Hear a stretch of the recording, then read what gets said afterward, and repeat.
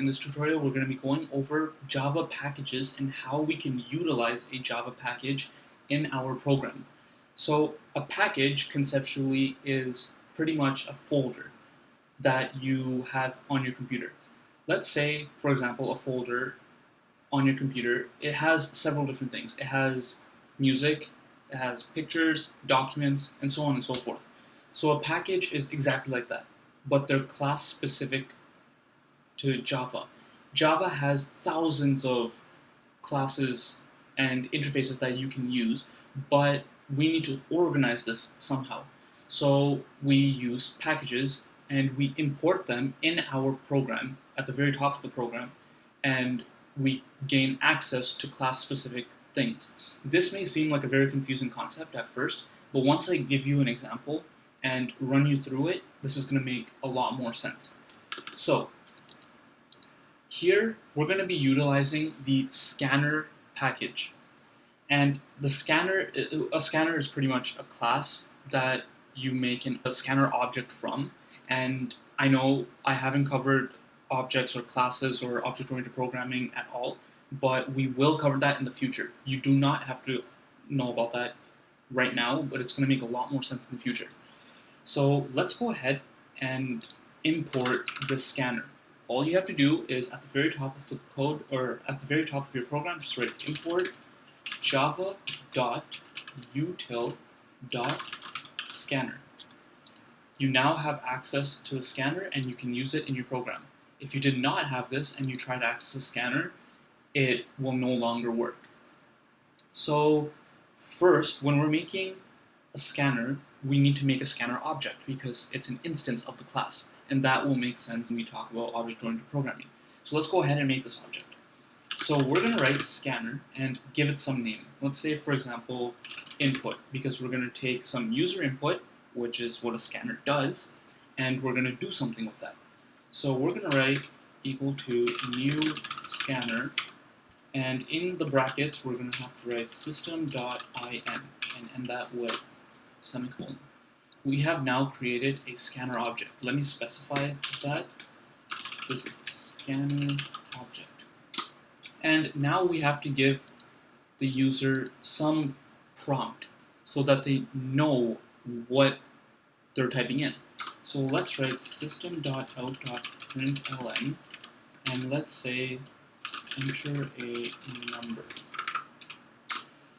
So whatever value that they put in here, we have to pass that value into some variable so that we can utilize it. Now, how we're going to do that is by declaring some integer, since it's a number, int, let's say num is equal to the name of the scanner dot next int. And this just sets num equal to whatever the user inputs into this prompt right here. And now we can utilize this. So we can write system.out.println and we can just print out the number that they put in. So let's go ahead and run this and see what happens. So it says enter a number, so we're going to enter 100, and 100 gets printed out because that's what we wanted to print out. So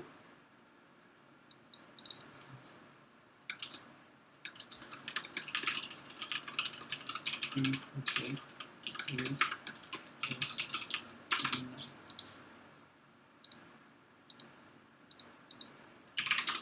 so this will make it a bit more clear. So we're going to print out the number you inputted is num, and that's exactly what we have here. So these scanners are very useful. You can get user input and do whatever you want with it. So let me run you through a real-life example. Let's say you're a teacher and you're marking, let's say, 5 students' test papers. So you want to get the grades of these 5 students. Now, we could make a loop that says, okay, so for int I is equal to 0, I is equal, or is less than or equal to 5, so we have to increase I. So remember, I covered for loops in my previous tutorial, but basically it has 3 conditions that you have to, well, it has 3 parts to it, and you initialize a variable, have some condition, and you have to increase that variable so that it's not an infinite loop. So in here, we're going to make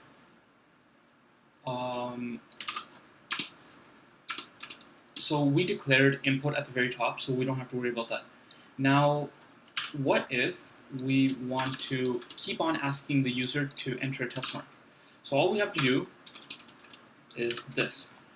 So here we can just change the prompt to enter student's mark, and int num will automatically equal this. And so let's say we want to find the average of all these test marks. So we can have some integer total is equal to 0. And we're just going to add the value that we pass into here to total.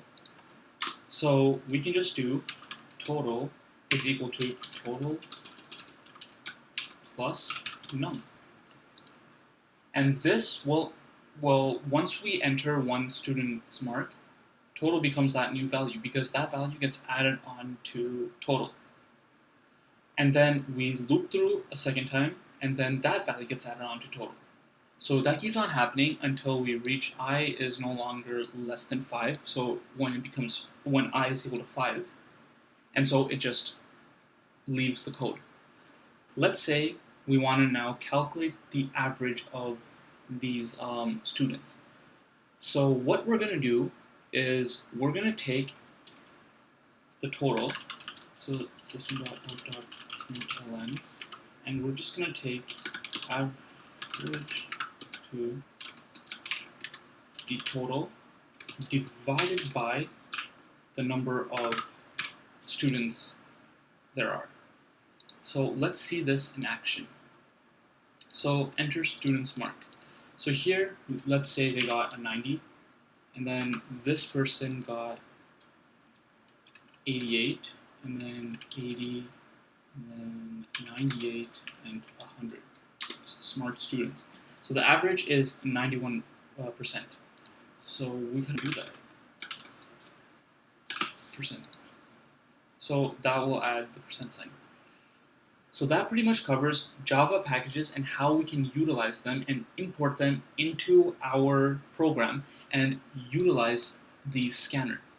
I could have imported many different packages. I could have had an array list. I could have had a linked list. I could have had a hash map, which is another data structure, and I'll be covering that in the future. So packages are very useful, and they allow you to gain access to specific things.